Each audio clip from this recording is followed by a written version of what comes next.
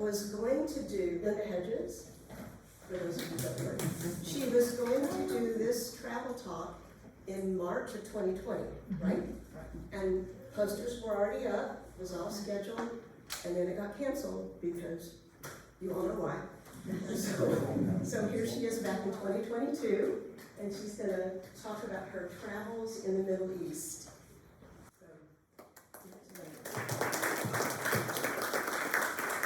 I really probably not use a mic, but I've been requested to, so we'll hope this goes well. When I was asked to do a travel talk by Alan Wallace, I immediately knew I wanted to talk about my trip to the Middle East. It was just an absolutely incredible, meaningful experience, and I wanted to find a way to share that. So I was thinking about what concept, what overarching theme, what common thread runs between all of my experiences, and I kept coming back to this word coexist, especially this graphic of the word coexist, which is a really cool bumper sticker, I think, that I've seen around Alpine, maybe at the Unitarian Universalist Church, but it's just a wonderful message and a wonderful graphic. And I found that the religious traditions in the Middle East tended to peacefully coexist with one another, at least my observations during my trip. And that's true not only in the history of Judaism, Islam, and Christianity, but also as I observed interpersonal relationships among Jews and Christians and Muslims. And of course, it's a very troubled part of the world, and I don't know that peace will ever truly be achieved there between these different religious groups, but it gave me somewhat of a sense of hope, and also it just allowed me to find some humanity existing in this troubled part of the world. So first, just a little geography lesson. This is the area known as the Middle East, and you'll see the area here. We have Israel, this little blue area, Jordan in green, and then Egypt in this sort of lavender color. More specifically, I was on a Viking trip. The heart of the trip was a river cruise on the Nile, but there was a pre-trip extension in Israel, in Jerusalem, and then a post-trip extension in Jordan. So my traveling companion, Jackie Poole, who's with us this evening, here's Jackie. Yay, Jackie Poole. She and I left El Paso and flew to Denver, and then to Munich, and then to Tel Aviv. And then we took a short bus trip on over to Jerusalem. So that's where the trip started, and you'll see this map again, and we'll take this a step at a time because it was sort of planes, trains, and automobiles, but we eventually made the circuit. So we happened to arrive in Jerusalem, in Israel and in Jerusalem on Israeli Independence Day, which was a surprise to us, but that's what was going on, and there were decorations everywhere, the blue and white of the Israeli flag. Our hotel room at the King David Hotel had these great blue and white cookies with lots of food coloring, but neither of us died, so that was good. And of course the little flag, the Hebrew Bible, not the Gideon's Bible, because of course we're in a Jewish state. So Israel became an independent nation recognized by the UN in 1947. So it was its 71st birthday when we were there. Of course, Jewish people in the country were celebrating, not so much with Muslim people. In fact, the Muslims called the Independence Day the Great Catastrophe because 700,000 Muslim people, Arabs, were displaced or voluntarily left their homes during, well, at the time when Israel became a state. The first really crazy juxtaposition of all of this religious stuff going on was that it was also the third day of Ramadan. So just a really interesting combination of events. You'll hear more about Ramadan as we go through. After a decent night's sleep, our first main event was to go to the Mount of Olives, which was just thrilling for me. It's when I was a kid learning Bible stories in Sunday school, I thought, what a cool place. I just loved the name, the Mount of Olives. It just sounded amazing. And it really was a great place to get a view of the old city. You can see some of the walls that form the old city of Jerusalem going around here.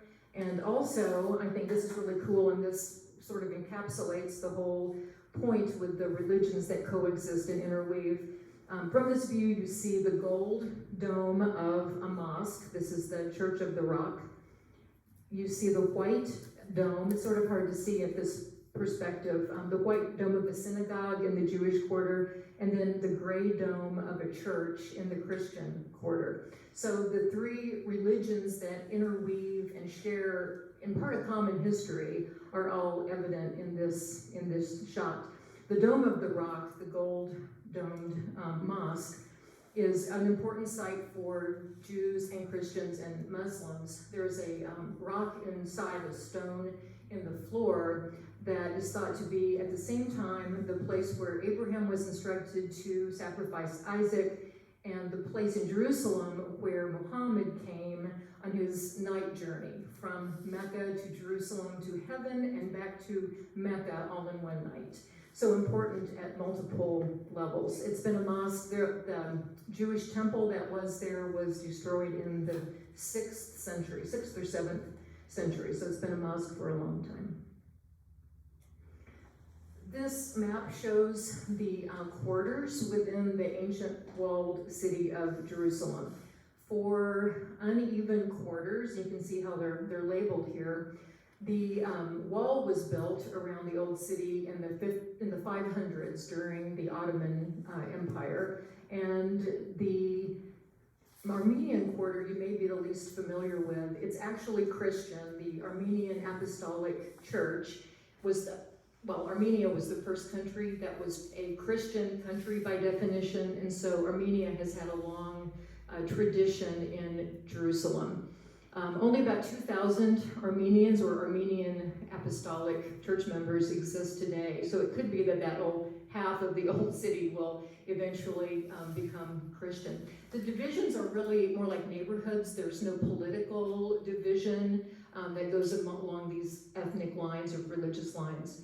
And in fact, in the Muslim quarter, about 30% of homes are actually inhabited by Jewish people. In the Armenian quarter, it's more like 70%. So there's a lot of blurring. There are Christian churches in the Muslim quarter, for example, so there's a lot of overlap there.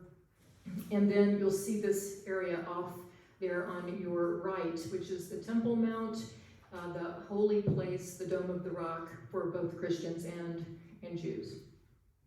So our first foray into the old walled city after we left Mount of Olives was through the Jaffa Gate, which you'll see there on the left, right where the Christian and Armenian quarters come together. And we visited the Citadel, aka the Tower of David. So this is a bastion. It's the highest point in the city of Jerusalem, the old city of Jerusalem.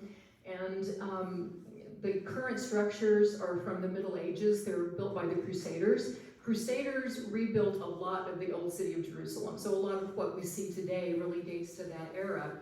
But archaeological excavations here are dated back to the Bronze Age, so about 2 centuries BC, which puts it about the time of King Herod. So there's no exact evidence, but the thought is that Jesus was probably tried here. This is probably the site of his trial.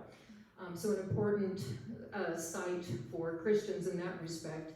You'll also see on the tower that is visible in this photo the emblem, the crescent moon that symbolizes the Islamic faith. And that, in fact, is a part of a mosque. The mosque dates to the 1600s. And the whole name Tower of David is really a misnomer, because when the Byzantines arrived in Jerusalem, they were confused and thought that this site was the Palace of David. It really isn't, but the name stuck to not this tower, but a different tower that no longer exists. So over time, this current tower, which is actually part of the mosque, it's a minaret, was given the name Tower of David. So here again, you see this mixing and matching of the history among the three faith traditions. We continued walking through the Armenian Quarter, and I think the street signs really exemplified this multicultural nature of Old Jerusalem. Signs are in, as you can see, English and Hebrew and Arabic. We actually left the old walled city to visit the Hall of the Last Supper, also known as the Cenacle. Again, this is a building that was built by the Crusaders, so it dates to the Middle Ages, but it has been long held as the site of the Last Supper, so the upper room, so to speak. And it's built atop the area that is commemorated as King David's tomb. It's interesting because you think Hall of the Last Supper, Christianity, of course, Jesus and his disciples, but actually there is a nice mosaic tile on the wall in this little niche that is in Arabic, and also the stained glass window is in Arabic designs, Muslim designs. So the structure was used as a mosque for a long time. The stained glass window points in the direction of Mecca. When Muslims pray, of course, they face Mecca. So once again, combination of Christianity and Muslim heritage here in this space. Directly below the upper room is King David's tomb. Archaeological evidence does not support that King David was actually entombed here. And in fact, most Jewish scholars believe he was not. Still, it's a place that has long been held to commemorate his death and his tomb. So this is a Jewish family visiting the site that is held to be King David's tomb. You'll see that heads are covered. This is also the entrance of several synagogues. And so women's heads are covered. Even this little girl's head is covered with a cute little hat. And there were many people who were weeping at this site. So a very important part of the Jewish heritage. This brass object, and there's no scale for this, but it's several inches long, a mezuzah. And mezuzahs are found all over Jerusalem. A brass cylinder that contains a scripture, and they begin, the little piece of paper that's inside begins with a Jewish prayer, "Hear, O Israel, the Lord is our God, the Lord is one." And this is done because of a verse in Deuteronomy that says, or that instructs the Jewish people, "Write the words of God on the gates and doorposts of your house." So these are everywhere. Our hotel room at the King David Hotel, which is a kosher hotel, actually had a mezuzah on the door frame. So a nice cultural element there. Don't know if I mentioned previously that 80% of the population of Israel is Jewish, and is that right? Yes, 80%, and then about 15% Muslim, and the rest Christian or quote other. In Jerusalem itself, there's actually a higher percentage of Muslim presence. It's more like 38% and 61-ish% Jewish. So we left, we actually came back into the walled city and went to the Muslim quarter, and I mentioned we'd talk a little bit more about Ramadan. There were Ramadan decorations everywhere, Ramadan lanterns and lights, part of the decoration, and it's all about light as a symbol of hope. So Ramadan is a 30-day period, and it's at a different time every year because it's based on a lunar calendar, a 9-month lunar calendar. It's a 31-day celebration that runs from new moon to new moon, and it's a time of fasting. So Muslims fast from sunrise to sunset during Ramadan. It's a time of purification as well. So extra prayers are said, extra alms are given to the poor. It's a time of self-reflection. During the fast, food nor water are allowed, with some exceptions like pregnancy, taking medication, that kind of thing, illness. Also, no tobacco products, sexual relations, etc. So it's just a time of reflection and purity. And the Muslims who we witnessed were really observing Ramadan to the full extent. It was just a big deal, and actually a joyous time of year. In spite of the somberness of the purification part, it was still very festival-like. After the fast, you can imagine being very hungry. I would be. And so Ramadan sweets are really common. The evening meal after sunset during Ramadan is called iftar. And iftar always ends with sweets. And the shops in the old city of Jerusalem were full of these delectable Ramadan sweets. Also beginning in the Muslim quarter, interestingly, is the Via Dolorosa, which is the sorrowful street. It's the route on which the 14 stations of the cross are celebrated by Christians as a pilgrimage.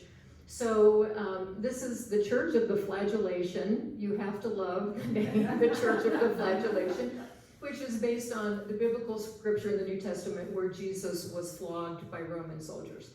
And so this is where we began, as I say, interestingly, in the Muslim quarter. And our tour guide, Rami, whom you'll meet here in a few minutes, had a copy of the New Testament with him, and he passed that among our group. So we didn't stop at all 14 stations of the cross, but most of them. And we would read the biblical scripture that corresponded to our stop. And so it was just, to me, so powerful to be, for example, in the Muslim quarter with a Jewish guide reading from the New Testament. And you just gotta love that stuff and celebrate it. So onward we go. And the old city of Jerusalem is just like a warren. So there's a combination of shops and these religious sites. The stations of the cross are marked with a plaque or a sign or maybe a little alcove, but also intermixed with shops. And this particular shot, it was so hard to follow our tour guide through this maze, but I happened to turn around and get, unfortunately, mostly tourists, but mixed in with the tourists were Orthodox Jews and Muslims, and it was, again, a beautiful experience just to see this mix of cultures. We ended our jaunts down the Via Dolorosa at Church of the Holy Sepulchre, which is one of the most holy places in all of Christendom. It's the church that was built over what is believed to be the site of Jesus' crucifixion and resurrection. This diagram really helped me understand the church. So perhaps a little complicated. You'll see here on the bottom left, the tomb, and you'll see a photograph of this tomb, but the structure that is built over the the rock on which Jesus is thought to have been laid after his death and before his resurrection, within what was formerly a cave. So you can sort of see depicted here the original lay of the land, which was excavated away to build the church, except for the rock of Golgotha, where the cross was placed. And there is actually still a remnant of this rock within the church. A beautiful interior. The center photo here is the stone of unction, which is hard to see. There's actually this post that holds lanterns over the stone that is commemorated as the place where Jesus' body was washed after he died. And people, as you can see, this was pre-COVID, there were people jammed in, and a lot of them were lying on or kissing the stone. It actually dates to the 1800s, so it wasn't the real stone, but it's all about commemorating. And then Jesus' tomb, and those are really Jesus rays coming through the hole in the ceiling. That is not photoshopped, it was really like that when we walked in. So within this tomb structure, there is a marble slab on top of the rock upon which Jesus is thought to have been laid. So again, a powerful experience to be in this place. So leaving then the Christian quarter, we made our way to the Jewish quarter to visit the Western Wall, which is the only remaining part of the second temple that was built in that Temple Mount area. The rest has been destroyed over the years. You can see it's segregated. There are men on the left side and women on the right side. We happened to be there on a Saturday, and you would think, well, that's the Jewish Sabbath, it should be full of people, and it wasn't. I mean, it was very sparsely attended. And that's because, our guide told us, the Jewish people in Jerusalem, in Israel, are strict about the Sabbath, and they don't use energy in the form of motorized vehicles. Also, they don't do any strenuous work, they don't cook. It's truly a time of rest. So it takes some effort to walk to the Western Wall because people can't drive there because they don't use vehicles. So Saturday was really sort of uncharacteristically a slow day. But the Western Wall was known as the Wailing Wall for millennia, for decades, I guess. It's now more PC to call it the Western Wall, but because it is the only remaining portion of the Second Temple, it's a very emotional experience for Jewish people. And their prayers are heard. It's considered an outdoor mosque. Sorry, I meant to say synagogue. So back at King David Hotel on this particular Saturday, which was Shabbat or Sabbath, there was no cooking going on in the hotel restaurants. There were actually 2 restaurants in the hotel, which was a kosher hotel. There was the meat, they were known as this, the meat restaurant and the dairy restaurant, because meat and dairy and kosher thinking are not mixed. So we hung out at the dairy restaurant. This meal was actually delicious. There was some cold salmon and olive oil and lemon juice and maybe some onions and some toasted pistachios and some levna, which is Israeli yogurt in the center with, of course, white wine, which is, chilled. The wine was kosher because it was produced in Israel by Jewish people, so we were all copacetic. It was quite a nice experience. Fish, by the way, is not considered to be meat, so that's how we got by with salmon in the dairy restaurant. We went across the soft border this is the next day, from Jerusalem into the West Bank, into the Palestinian territories, because we visited Bethlehem. And Bethlehem, as you can see from this map here, is more or less a suburb of Jerusalem. So, get my bearings here. Jerusalem, I'm shaking too much. Jerusalem and Bethlehem. The sign, this is Frank Joa. He was one of my traveling companions who I've met on the trip and actually stayed in touch. His wife Susan was with him. But the sign here says, this road leads to Area A under the Palestinian Authority. The entrance for Israeli citizens is forbidden, dangerous to your lives, and is against the Israeli law. So, yeah. And our tour guide, Rami, is Jewish, and we said, Rami, have you read this sign? Because can you cross this line with us on this bus? And he said, I'm a tour guide, I'm exempt from that. So had to have a little chuckle over that. So the West Bank, or the Palestinian territories, are divided into Area A, B, and C, depending on their authority. So Area A is under total Palestinian authority, unlike Area C, which is Israeli control, and Area B, which is supposedly a combination of the two, which doesn't always work real well. So traveled into Palestine and visited the churches there in Bethlehem with these 3 amazing people. I just love these 3 and the interplay between them. So our guide, Rami, Jewish, is in the center. Mari is on your right. She is a Christian living in the West Bank in Bethlehem. She was our tour guide at the Church of the Nativity. And then our bus driver, Muhammad, who is Islamic and was celebrating Ramadan. And so I love the fact that these 3 people worked together so well, and they were friends. They hugged each other, they asked after one another's family, they just showed this mutual respect. That was, again, that little element of humanity within a really troubled region with as you know, a violent past. So love these 3 guys and gals. The Church of the Nativity was built around the site of Jesus's birth. The door here is adorned by Saint Hieronymus. Does anyone know? He's the patron saint of, does anyone know? Libraries, yes, I thought it would be appropriate to include this evening. The Greek Orthodox Church, the Catholic Church, and the Armenian Apostolic Church jointly have a stake in and administer various parts of the Church of the Nativity. So the Greek Orthodox interior was just visually stunning. The red orbs signify Jesus, in fact the red color being the blood of Jesus. And there was actually a monastery there as well. So we saw the Greek Orthodox monks. The Grotto of the Nativity is thought to be the exact birthplace of Jesus. It's actually, you go down a couple of flights of stairs because of the way archaeology works.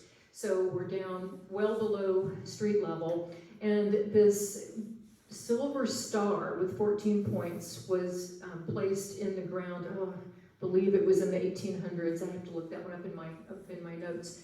There are these beautiful lanterns that hang around it that are shared by the three Christian denominations that share the administration here. In fact, the Grotto of the Nativity is administered or looked after by the Armenian Apostolic and Greek Orthodox churches. The nearby manger is the Catholics, but it didn't photograph well, so you only get the birthplace of Jesus. So you can actually walk up to this spot and reach your hand down through, it's just a few inches, and touch the stone upon which Mary is thought to have laid the infant Jesus. How'd they figure that out? It's a lot of this is oral history, you know, a lot of it is oral history and a few other clues. There are a few archaeological clues, but not many. So a lot of this is based on faith and stories that have been passed down for hundreds of years, thousands of years. I will never forget walking out of the Church of the Nativity, one of the holiest sites in Christendom, and hearing the noontime call to prayer from the mosque that's right next door. Of course, it's Ramadan, so they pulled out all the stops. It was just chilling, and again, it's that juxtaposition of these various religious faiths. We went to a Palestinian restaurant right next door to the church, and we had a really wonderful meal that started with meze, which is like an appetizer course. It was my favorite. This was just the precursor to the main course. But a typical meze menu here, you'll see, olives and with spices like mint and za'atar, the thick yogurt labna that I really came to love, various cheeses, the meatballs, marinated vegetables, but just yumminess. And there again, our Jewish guide Rami, who per the sign shouldn't even be in Area A, was on a first name basis and greeted the Palestinian proprietor, Muslim, of the restaurant with a hug. And it was one of those beautiful moments, I thought, given all the rest of history in the area. Just a few other fun things that Jackie and I did while we were in Jerusalem. We had some free time this afternoon, the afternoon of this day, and we were able to walk a portion of the rampart atop the wall that surrounds the old city of Jerusalem. There are a couple of different walks that people can do. We entered at the Jaffa Gate, and we walked along the Christian quarter it was a little less than 2 miles, and then came out at the Lion Gate in the Muslim quarter. Jackie learned that I have a fear of heights during this particular walk, but I made it. And you'll see in this picture on your right, you can see the gold dome of the Church of the Rock, or the Dome of the Rock. And it was so crazy to look out across these rooftops where there were hot water heaters and TV antennas to see the gold leaf, that is actually gold leaf financed in part by King Hussein of Jordan, on the mosque. Also, it was the afternoon call to prayer. And there, remember this, Jackie, there were the 2 minarets really close to each other, and the imams in those 2 mosques were singing the call to prayer in a duet, in harmony. And it's just one of those moments, That's why we travel, because to catch those. But that was a good one. Another fun and interesting thing we did was we went on a field trip to a hospital. The Hadassah Hospital in Jerusalem, because of the Marc Chagall stained glass windows. Marc Chagall was a Russian Jew and did 12 of these beautiful stained glass windows. They're, probably 8 feet high maybe, up around the top of the synagogue that's inside the hospital. As a Jewish hospital, it has a synagogue inside. But just beautiful, 12 of these that represent the 12 tribes of Israel and the corresponding 12 gates to heaven. We had a docent who was leading us to this chapel within the hospital and also just talking a little bit about the hospital. And she said that in the emergency room, they often treat Jews who are injured in skirmishes on the West Bank alongside the Palestinians who are injured at the same time. So made it a point to say, we treat Palestinians here too. Another fun excursion was to the Israel Museum. The white structure you see on the left is called the Shrine of the Book. And these are some sculptures that look like trees in front of that structure. It's meant to look like the top of a jar because some of the original Dead Sea Scrolls were found within a jar lid near the Dead Sea. So the structure is built to mimic that, and then inside are these wonderful exhibits of Dead Sea Scrolls. Some of them original, some fragments original, others have been replicated, but a really nice experience. The Dead Sea Scrolls date to about the 300, as I remember, 300 BC, and they, so there's a comparison. Some of them are biblical, so you can compare, scholars can compare the writing of the time with the various translations of the Bible. And there's also some poetry and prayers and commentary about stories about the message of the Old Testament. A nice field trip. And of course I went birding. For those of you who know me, you know I had my binoculars with me wherever I went. I think my favorite bird was the Syrian woodpecker that I saw at the Garden of Gethsemane. That's an ancient olive tree there, and that's in the garden. The garden is divided into two parts. There's the Protestant part and the Catholic part. I was in the Catholic part. Olive trees are hundreds of years old there. Enough of Jerusalem. We continued our trip into Egypt, so we flew from Jerusalem to Cairo. And the approach into Cairo was really telling. When we were there, the population was something over 20 million, not in the country, but in Cairo, and it's now over 21 million. And just looking out the plane window, it was just built concrete buildings, literally for as far as the eye could see. We also happened to fly right over the pyramids of Giza, so my thought was, well, if we crash land and I die, at least I've seen the pyramids. But I made it through the landing. It was really fun. So, gosh, what can I say about Cairo? It was just a crazy, frenetic place, and I loved it, but really busy. It doesn't look like traffic's too bad here on this bridge. This photo, by the way, was taken from our hotel room, which was right on the Nile. We were very fortunate in that. But a lot of people on the streets, crazy traffic, horns blaring. It just goes along with 20 million people. But a number of minarets from mosques as well. The population of Egypt is about 90% Muslim and about 5-ish% Christian, 5 to 10% Christian, with a few others thrown in. When we arrived, we were introduced to our two lovely guides, Ibrahim and Sharif. I just cannot speak highly enough about these two. Both Muslims, observing Ramadan, so devout in their beliefs, praying 5 times a day, but also incredibly open-minded and forward-thinking and accepting and forgiving and of good cheer, and they could not have been, it just could not have been better. They did warn us, however, not to leave our hotel. It was a very nice hotel. It was like the Nile Ritz-Carlton. It's a really nice hotel, but in a very touristy area. So a lot of hotels that cater to international visitors, and the reality is that foreign tourists have been victims of terrorist attacks in Cairo. So we were advised not to leave the hotel, which was behind a gated, a fence with a gate, with security guards who were armed at the gates. We had to go through airport-style security to enter the hotel lobby. And there were armed guards in the hotel lobby. All that said, I never felt the least bit unsafe. And Sharif and Ibrahim said, you know, if you leave the hotel, your life is not likely to be in danger. But you will be approached and you will be harassed and there will be a scheme and ultimately someone will want your money and you'll just be very uncomfortable. So a couple of folks on our trip, Frank and Susan, decided that we're gonna go out anyway. We're gonna be fine, we're seasoned travelers. And they made it about 2 blocks and they were just really, really uncomfortable. So had to heed their advice. We also met Mohammed. Mohammed is a very common name in Egypt and the Middle East.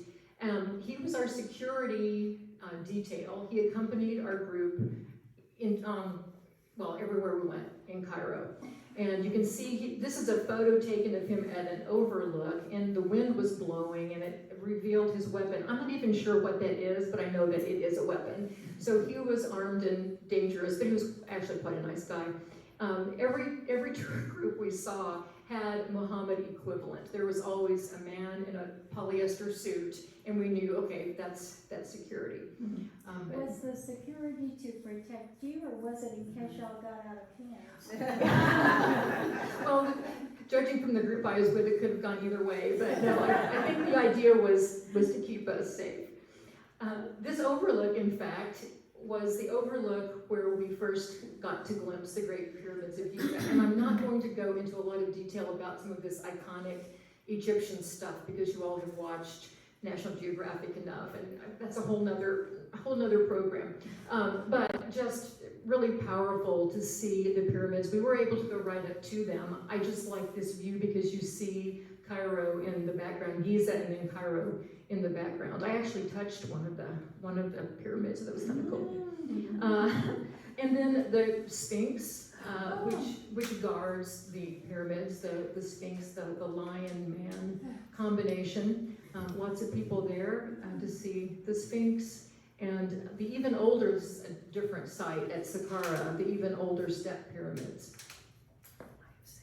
The old Egyptian museum, it's in the process of moving into Tahrir Square. You may have seen Tahrir Square in the news. The Egyptian, quote, revolution, the Egyptian spring of about 10 years ago, when democracy seemed to be sort of gaining a foothold, it sort of fizzled. But anyway, the old Egyptian museum, a very classic museum with cases of artifacts. We saw King Tut's burial mask. This is not it because no photography was allowed there. And we went to the mummy room, which we really loved. And speaking of mummies, brings us around to the site of the new Grand Egyptian Museum, which is set to open this coming November. This photo was taken from the bus window. It's very much still under construction. But if you have a chance, maybe you saw this, but if not, check it out. The Golden Parade of the Mummies. This was a multi-million-dollar event held last spring in Cairo. So all 22 mummies from the old Egyptian museum were transported in these specially built vehicles that have a nitrogen-like environment to their new home. And they pulled out all the stops. There were musical performances and light shows and these specially made vehicles, as I mentioned, and this was really a big deal. Most Egyptians watched on TV. It was all televised. There was some, not exactly backlash, criticism of the event, saying that President Sisi, who orchestrated the whole thing, cared more about the dead than the living, because there's some poverty going on in Cairo, and spending multi-millions of dollars to transport pharaohs was just called into question by a few. In fact, soon after this, COVID really ramped up in Egypt, and there was a crisis in the Suez Canal and some internal banking trouble, and so the pharaohs were blamed, of course. But I think it was just bad timing. Oh, one other thing about this site. Our bus parked near this new museum, and we walked a couple of blocks to have lunch at, yet again, a really great Middle Eastern restaurant. 2 days later, we heard when we were on board the ship on the Nile, which we'll get to, that there had been a terrorist attack on a bus at the same parking lot where our bus had been parked, and 12 South African tourists were injured. I found out about this. I had a bing on my cell phone, and it was the U.S. State Department who knew I was there because I registered my trip with the U.S. State Department, and they said, you know, here's the situation, we're on it, if the situation escalates and you need to be evacuated, we will give you further instructions. Well, nothing escalated, so we continued on, but perhaps too close for comfort, but we made it.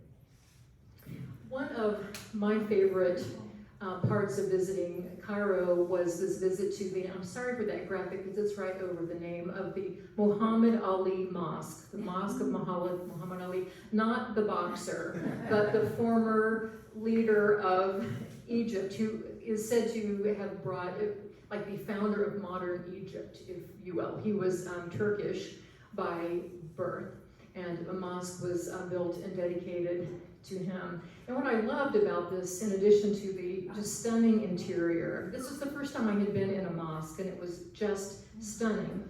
But our guides, Ibrahim and Sharif, talked to us about Islam.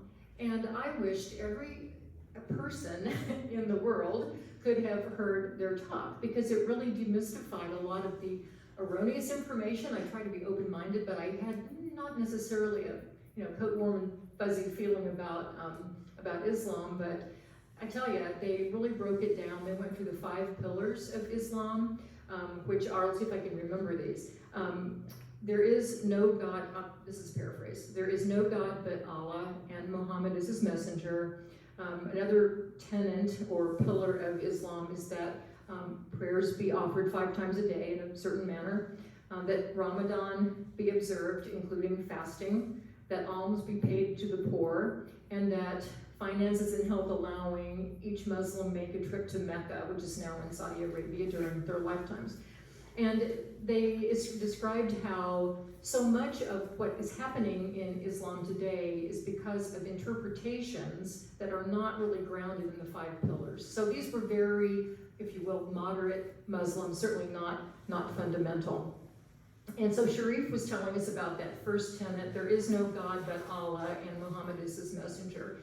He said, that's what I believe, but I don't expect you to believe that. If you have another belief system, that's great. So there was just no pressure. And in fact, to exemplify that, Sharif sends a Christmas card every year. And it's, an electronic card, but still, Merry Christmas to my friends, family, and loved ones all over the world. You gotta love a Muslim man in a Santa hat beside a Christmas tree. And he sends this one to his Arab-speaking Coptic Christian friends. I have no idea what that says, but we can presume it's a similar sentiment. So something else they talked about was women and veiling, because that's associated with the culture, and they emphasized that it's really about the culture. It's not part of the 5 pillars of Islam that women cover their heads, but it's cultural. There are some scriptures in the Quran that support the veiling of women, but at least in one place, it's really the wives of scholars, and there are a whole lot of different caveats. But we saw, and maybe the graphic will go away and you can see the first one, or maybe not. There's just a whole spectrum, from the hijab, just where the neck and head are covered, up through the burqa, which you see there on the end. We saw a lot of women, especially in the rural parts of Egypt, wearing the niqab, which is that black version right next to the burqa. The eyes show, but barely. I don't recall seeing an out-and-out burqa where there are no arms, even covered arms, and there's the grill over the eyes. But Ibrahim and Sharif, as very modern, I say modern, very moderate Muslims whose wives wear the hijab, they would see the niqab coming and they would say, the black tents. So they were sort of poking fun within their own dress code, if you will. So unlike our experience at the hotel where we were told, stay put people, you don't want to venture out, we did go late one afternoon to the Khan al-Khalali market, which is an historic market that's been going on forever within Cairo. And we wandered the streets freely. We were on our own, and it was very comfortable, and again, a joyous celebration. Ramadan was in full swing, and there's this festival-like atmosphere, and just life going on as usual. families with their children. You can see the balloons, the Ramadan lanterns. And we were also there for iftar, which is the evening meal that breaks the day-long fast. It begins with the eating of dried dates and then progresses on to this whole array of food. I love it that most of the food preparers here are males. And I also love it that this guy in the blue t-shirt has an American flag that says Texas on it. He was not a plant, he was just a guy. This is sort of a blurry photo, actually, not the greatest, but I just wanted to give you an idea of what the celebration of iftar is like. There's a minaret right there, so a mosque. I presume this is the congregation of a mosque.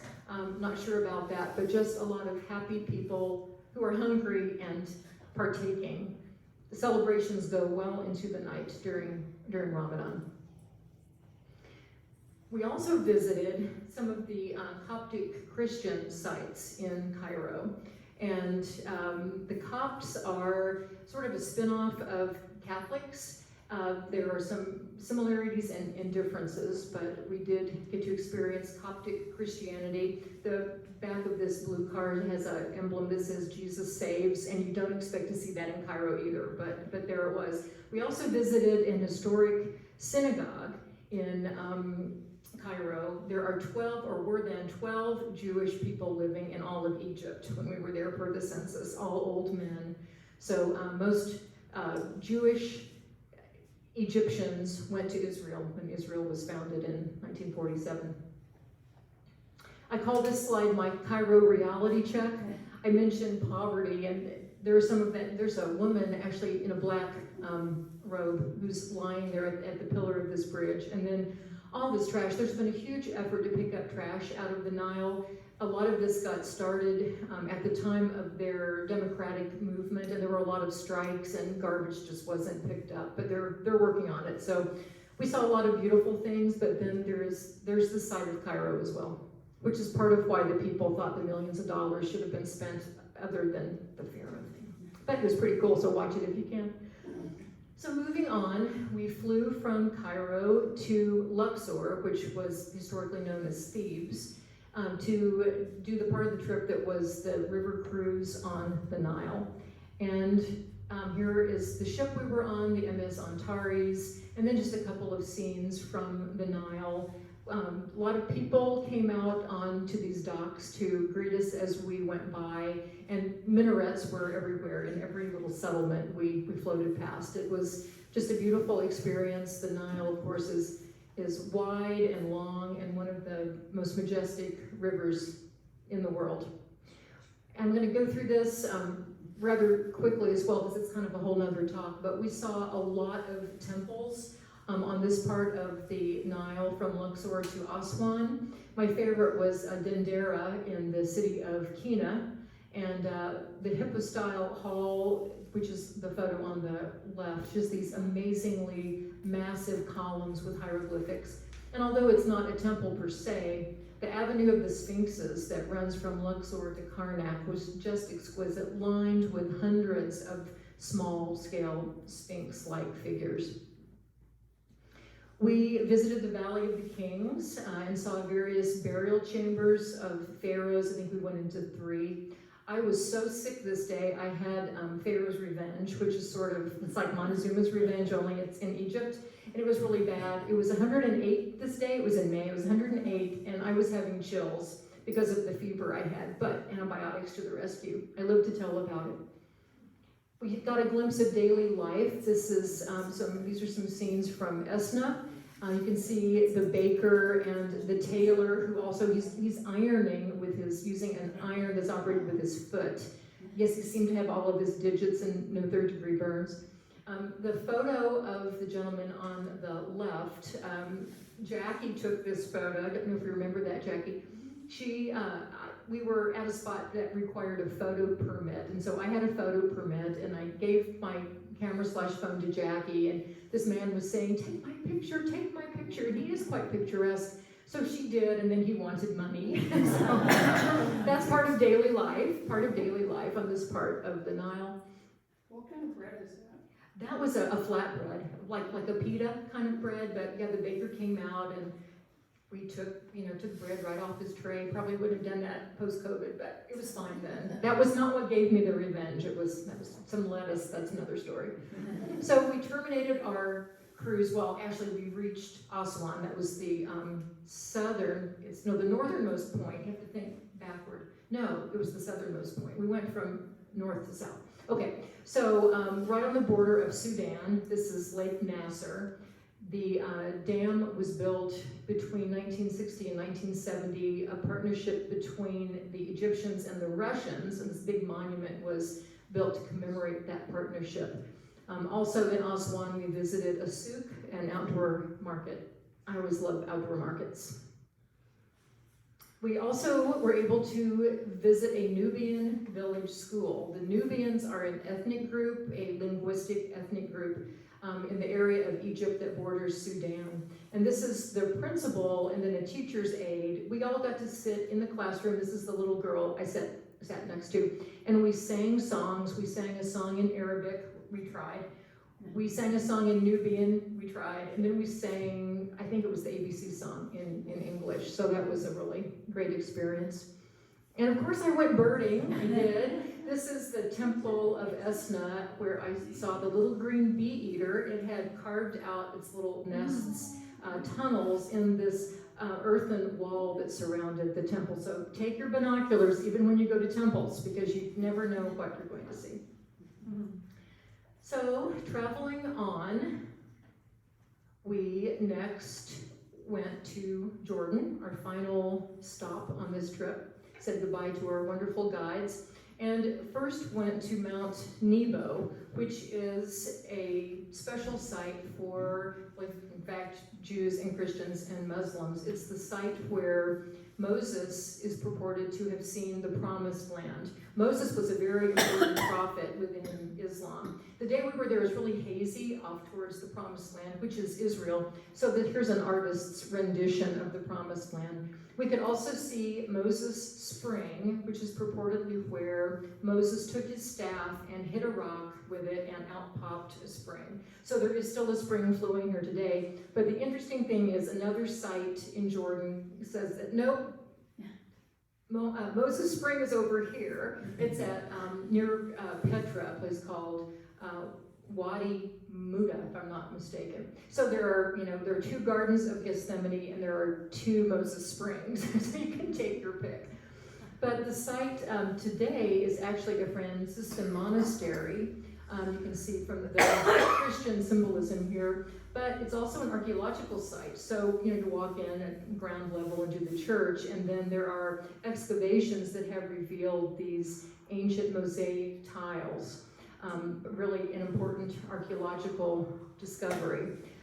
The most important of which, however, is in Madaba, which is the name of the city near the Mount Nebo, where this ancient map was unearthed in the first few hundred years of BC.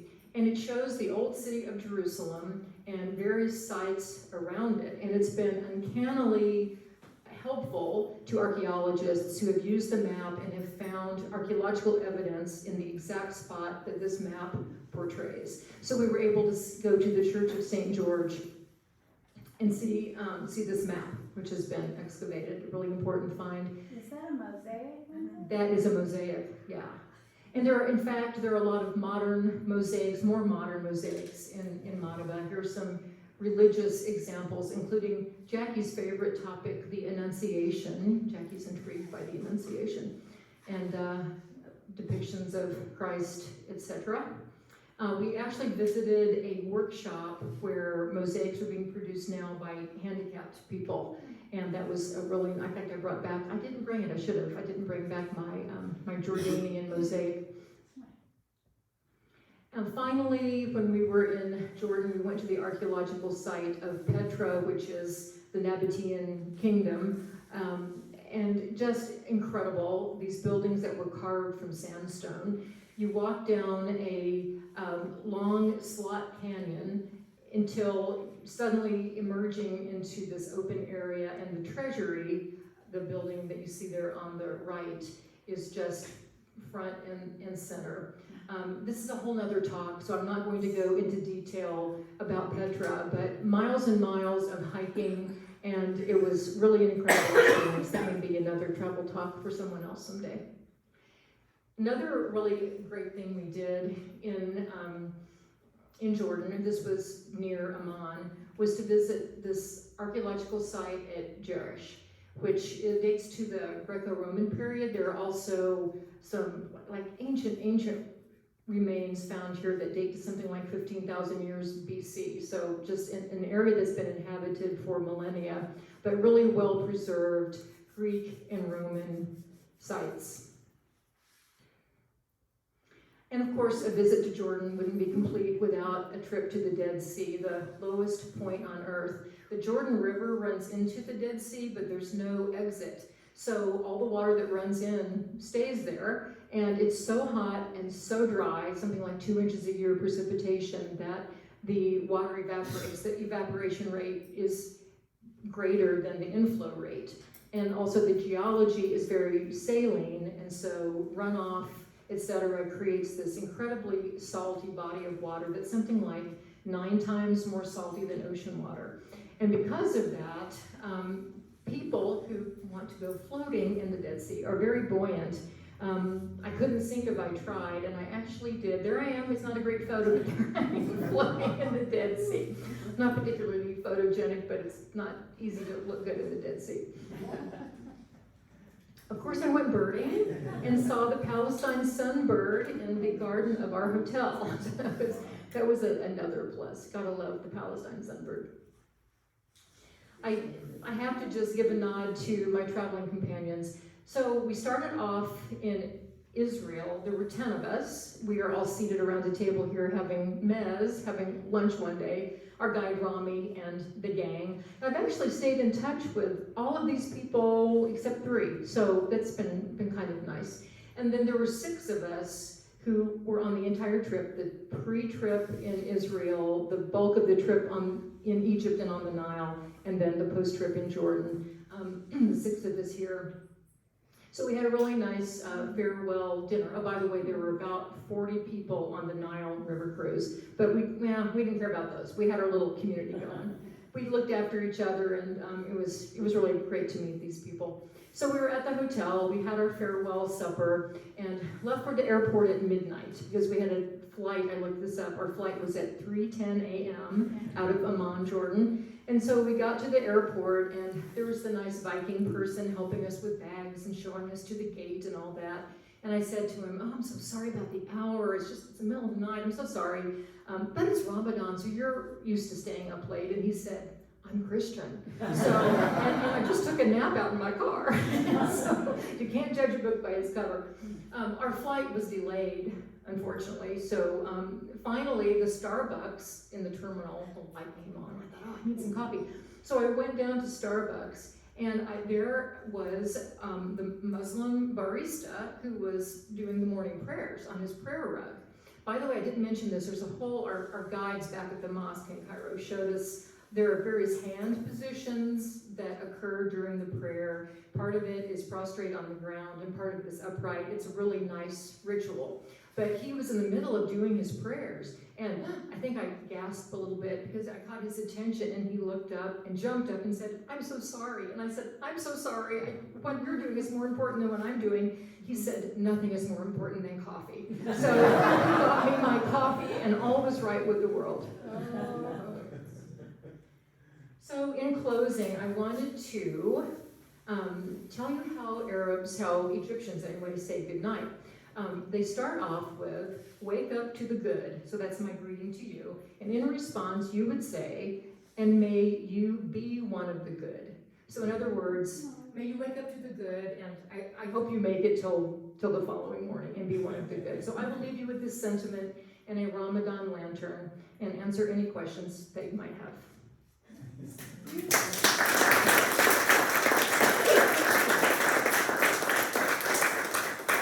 Actually, I have a question for you. Has anyone else been to Egypt or Israel or Jordan? Jordan. Oh, was your experience similar?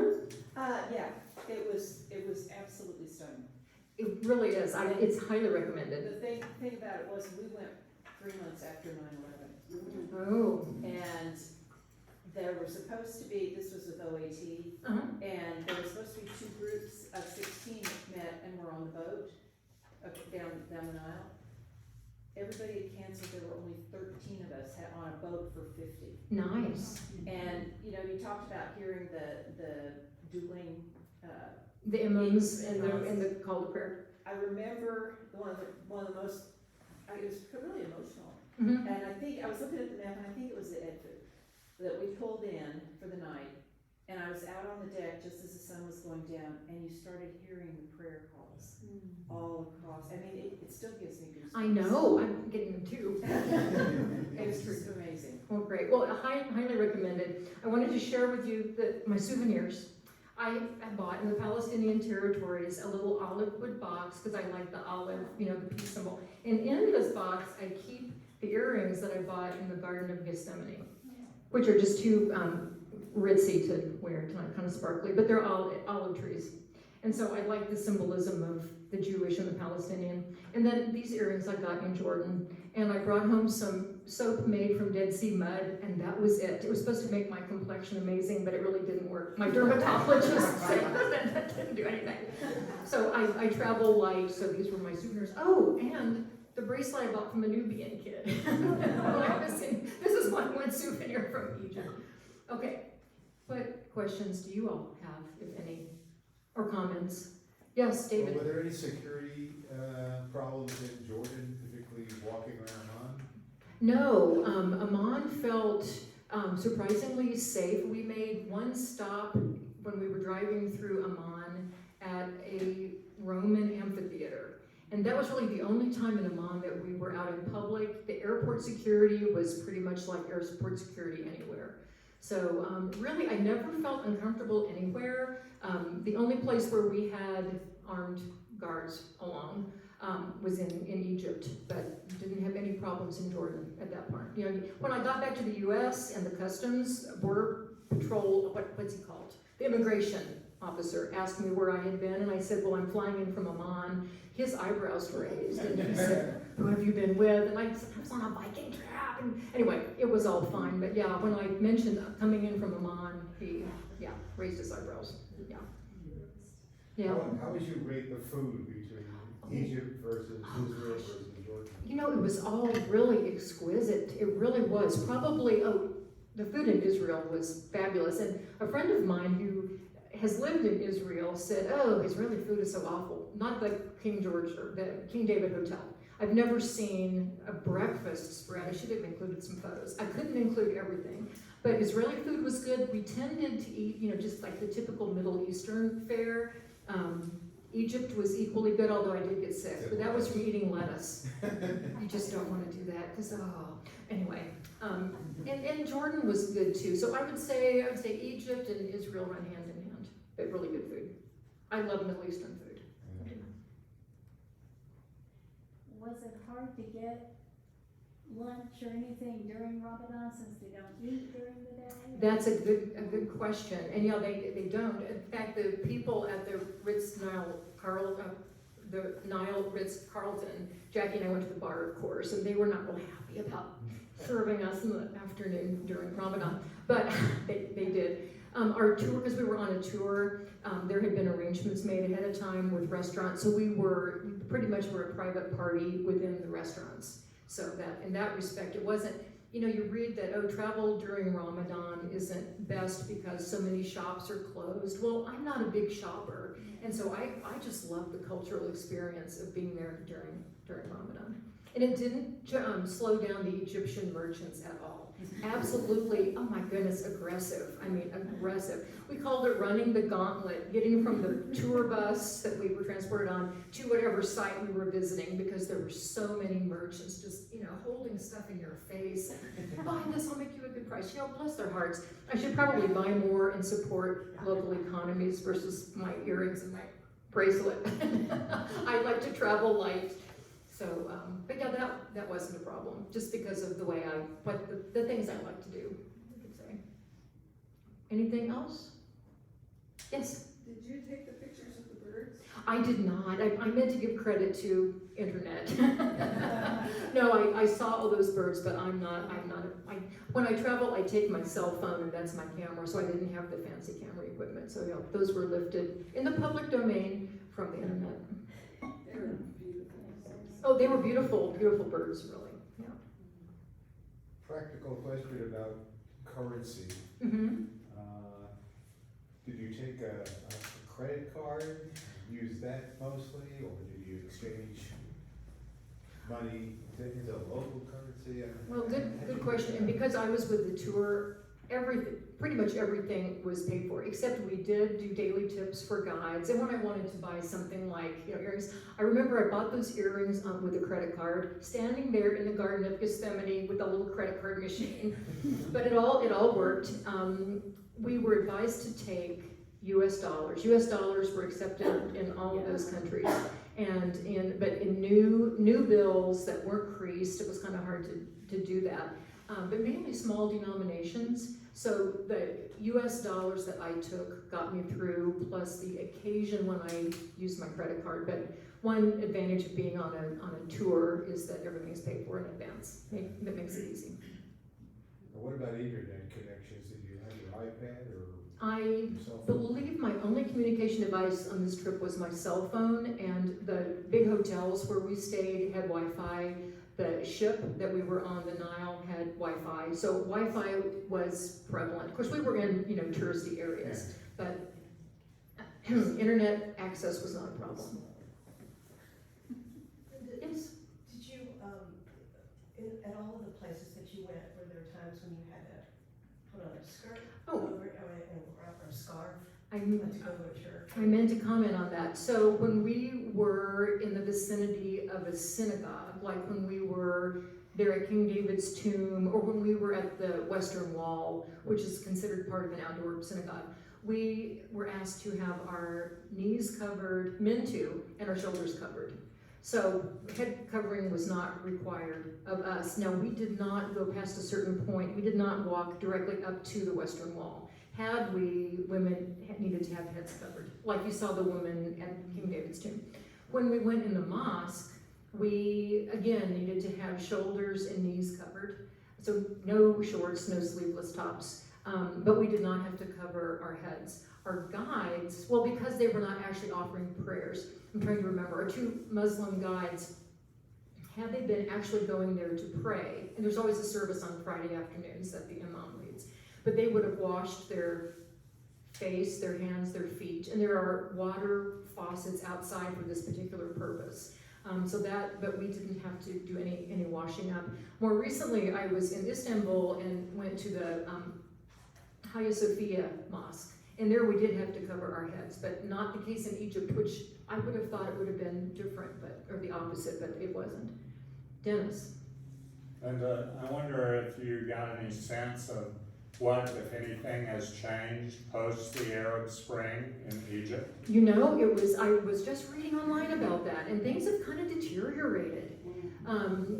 So there was so much hope, and the longtime president of Egypt was ousted, and then El-Sisi eventually came to power, but he doesn't want to leave power. Who does this sound like? Sorry, I'm not going there.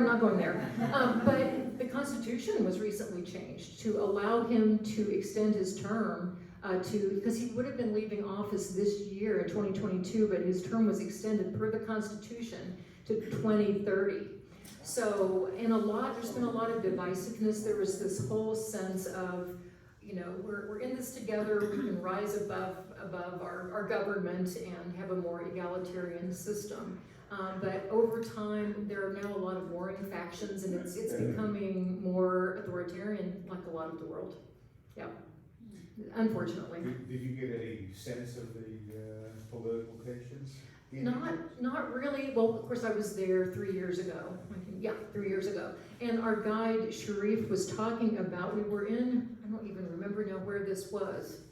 Doesn't matter. We were looking at photographs that were in this kind of antechamber of a museum, wherever we were, of the leaders of Egypt.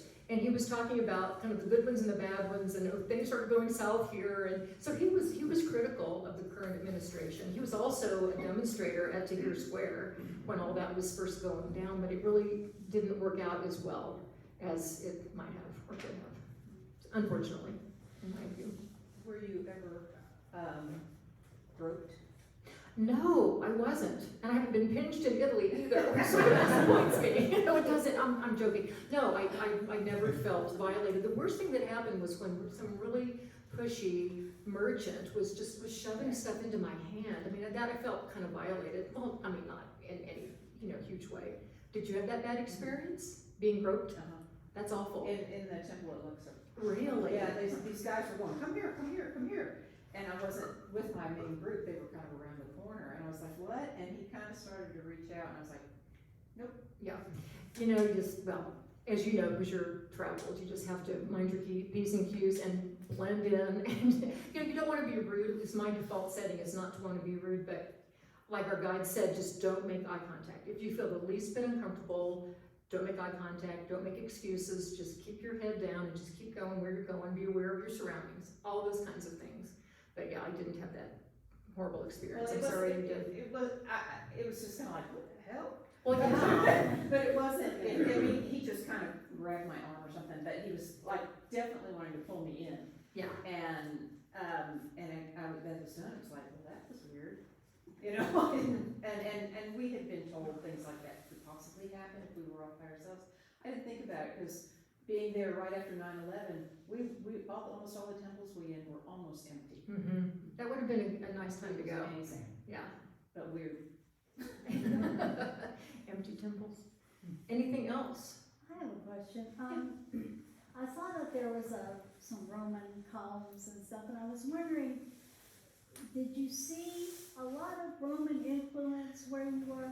Yeah, there was a fair amount, even in Jerusalem. I remember we walked along this street that had been excavated down to the level of the Roman times. Of course, we're walking in present day above all this archaeology, but there are some steps that led down, and then this really pretty colonnade that was Roman, part of an old Roman road. Of course, in Jordan, I really wasn't expecting this really excellent example of Greek and Roman architecture there. In Egypt, I'm sure there had to have been. Nothing pops into my mind, but yeah, there's certainly evidence of the Roman Empire. Yeah. What else? Is everyone asleep yet? Okay. Well, this was really my pleasure. It was so nice for me to revisit this trip, and as I say, I recommend it. It's a good one. Thank you.